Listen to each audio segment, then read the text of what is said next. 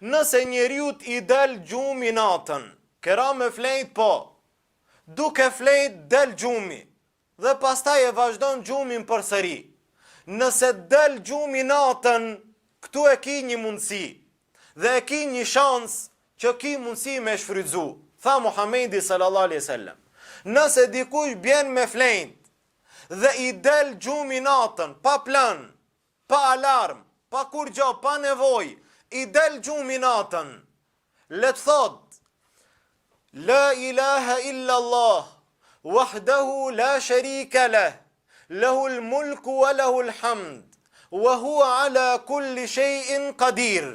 Pastaj le të thot, alhamdulillah, subhanallah, Allahu akbar, la hawla wa la quwwata illa billah. E pastaj le të ban dua dhe le të thot, o Zot mi fal gjunahet, apo le të ban çfarë do duaje, Allahu ja pranon atë, ose le të qot falet, Allahu ja pranon namazin e tij.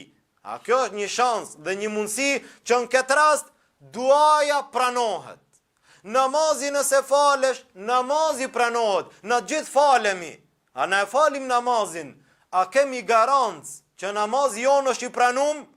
A s'kemi garancë, ne shpresojmë që Allah të ne pranon namazin, po a jemi të sigurt?